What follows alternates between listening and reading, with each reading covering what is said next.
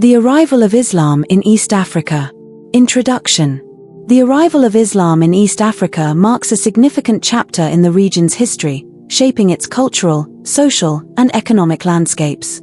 Spanning modern-day countries like Kenya, Tanzania, Uganda, and Somalia, East Africa became a vibrant hub of Islamic influence through trade, migration, and cultural exchange. This essay explores the historical context, mechanisms, and impacts of Islam's spread in East Africa, highlighting key periods, figures, and transformations from the 7th century onward. Historical context and early contact. Islam's introduction to East Africa began as early as the 7th century, shortly after the religion's emergence in the Arabian Peninsula. The East African coast, known as the Swahili Coast, was a thriving center of trade due to its strategic location along the Indian Ocean. Arab and Persian merchants, navigating monsoon winds, established trade networks connecting East Africa to the Middle East, India, and beyond. These traders brought goods like spices, textiles, and gold, but also their Islamic faith, which gradually took root in coastal communities. The earliest evidence of Islam in East Africa comes from the Horn of Africa, particularly in regions like modern-day Somalia and Eritrea. By the 8th century, Muslim refugees fleeing persecution in the Arabian Peninsula sought refuge in the Aksumite Kingdom, modern-day Ethiopia and Eritrea. The Aksumite ruler, known as the Negus, provided sanctuary, marking one of the earliest documented interactions between Islam and East African rulers. This event, known as the First Hijra, laid a foundation for peaceful coexistence and cultural exchange. The role of trade and the Swahili Coast. The Swahili Coast, stretching from Somalia to Mozambique, became the epicenter of Islamic influence in East Africa. Ports like Mombasa, Malindi, Kilwa, and Zanzibar flourished as cosmopolitan hubs where African, Arab, Persian, and Indian cultures mingled. The Swahili people, a Bantu-speaking ethnic group, adopted Islam through sustained contact with Muslim traders. These traders often settled in coastal towns, intermarried with local populations, and established families that blended African and Islamic traditions, giving rise to the Swahili culture. By the 9th century, Islamic practices were evident in coastal settlements. Archaeological findings, such as mosques and Muslim burial sites in places like Shono and Kilwa, indicate the presence of organized Muslim communities. The Great Mosque of Kilwa, constructed in the 11th century, stands as a testament to the architectural and cultural influence of Islam. These early mosques, often built with coral stone, reflected a fusion of local building techniques and Islamic aesthetics. Trade was the primary vehicle for Islam's spread. The Indian Ocean Trade Network facilitated the exchange of ideas alongside goods. Muslim merchants introduced Arabic script, which influenced the development of the Swahili language written in Arabic script. This linguistic evolution enabled the recording of local histories and religious texts, further embedding Islam in the region's cultural fabric. Mechanisms of Islamization. The spread of Islam in East Africa was largely peaceful, driven by economic and social incentives rather than conquest. Several mechanisms facilitated this process.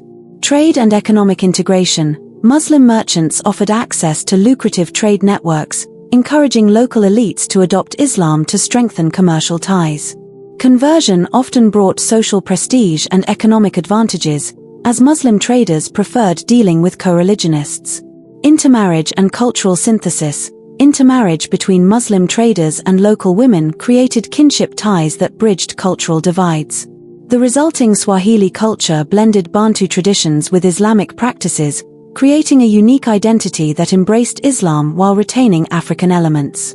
Education and scholarship. Islamic scholars, known as ulama, played a crucial role in spreading Islam. They established Quranic schools and taught Islamic jurisprudence, theology, and literacy. These schools attracted local elites, who saw education as a pathway to social mobility. Sufi influence. Sufi orders, with their emphasis on mysticism and inclusivity, appealed to East Africans. Sufi missionaries adapted Islamic teachings to local customs, making the religion more accessible. Their emphasis on spiritual practices, such as dhikr, remembrance of God, resonated with African spiritual traditions. By the 12th century, Islam had become firmly established along the coast, with city-states like Kilwa Kisiwani emerging as powerful Islamic centers. The Kilwa Sultanate, founded by Persian settlers, became a beacon of Islamic governance and culture, minting its own coins and fostering trade with the broader Muslim world. Spread to the interior. While Islam initially took root along the coast, its spread to the interior was slower and more complex. By the 19th century, trade routes extending inland facilitated the diffusion of Islam. Swahili and Arab traders ventured into the interior to acquire ivory, slaves, and other goods, bringing Islamic practices with them. Communities in regions like Buganda, modern-day Uganda, and northern Tanzania began adopting Islam through these interactions. The rise of the Zanzibar Sultanate in the 19th century, under Omani rule, further accelerated Islam's inland spread.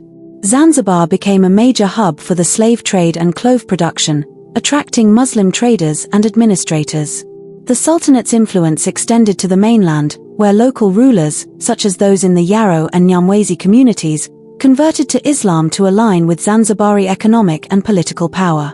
Missionary activities also played a role in the interior. Muslim clerics accompanied trade caravans, teaching Islam to local populations.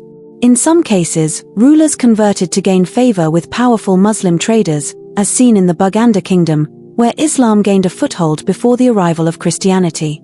Impact on East African societies. The arrival of Islam profoundly shaped East African societies, influencing various aspects of life. Cultural transformation. Islam introduced new forms of art, architecture, and literature. Coralstone mosques, intricately carved wooden doors, and Arabic-influenced poetry became hallmarks of Swahili culture. The adoption of Arabic script enriched Swahili literature, with works like the Epic of Liongo reflecting Islamic themes. Social structures. Islam influenced social hierarchies, with Muslim elites often holding prominent positions in coastal city-states. The concept of Ummah, Islamic community, fostered a sense of unity among diverse groups, though it sometimes created tensions with non-Muslim communities. Economic development. Islamic trade networks integrated East Africa into the global economy. Coastal cities amassed wealth through commerce, enabling the construction of grand mosques and palaces. The introduction of Islamic financial practices, such as sukuk, bonds, facilitated trade and investment. Religious syncretism. Islam in East Africa often blended with indigenous beliefs, creating syncretic practices. For example, Swahili Muslims continued to honor ancestral spirits alongside Islamic rituals, reflecting a pragmatic approach to religious integration. Challenges and resistance. The spread of Islam was not without challenges. In some regions, local resistance arose due to cultural differences or political rivalries. Indigenous religious practices, deeply rooted in African spirituality, sometimes clashed with Islamic monotheism. Additionally, the arrival of European colonial powers in the 19th century introduced Christianity, which competed with Islam for converts. In areas like Buganda, tensions between Muslim and Christian converts led to conflicts, such as the religious wars of the 1880s. Colonialism also disrupted Islamic institutions. European powers, particularly the British and Germans, imposed new administrative systems that marginalized Muslim elites in some areas. However, Islam's resilience, rooted in its deep cultural integration, allowed it to endure and even grow during the colonial period. Legacy and contemporary relevance. The arrival of Islam in East Africa left a lasting legacy. Today, Islam remains a major religion in the region, with significant Muslim populations in Tanzania, Kenya, Uganda, and Somalia. The Swahili coast continues to be a cultural and religious hub, with historic sites like the Jedi ruins and the old town of Lamu recognized as UNESCO World Heritage Sites. Islam's influence is evident in modern East African societies, from language and cuisine to festivals and governance. The Swahili language, enriched by Arabic loanwords, is a national language in Kenya and Tanzania. Islamic festivals like Eid al-Fitr and Eid al-Adha are widely celebrated, reflecting the religion's enduring presence. The historical spread of Islam also informs contemporary issues.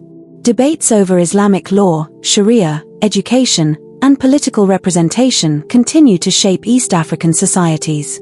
Additionally, the region's Muslim communities maintain ties with the global Islamic world, fostering cultural and economic exchanges. Conclusion. The arrival of Islam in East Africa was a transformative process driven by trade, migration, and cultural exchange. From its early roots on the Swahili coast to its gradual spread into the interior, Islam reshaped the region's social, cultural, and economic landscapes. Through peaceful mechanisms like trade and intermarriage, Islam became deeply integrated into East African societies, creating a unique synthesis of African and Islamic traditions. Despite challenges from indigenous resistance and colonial disruptions, Islam's legacy endures, making it a vital part of East Africa's historical and contemporary identity.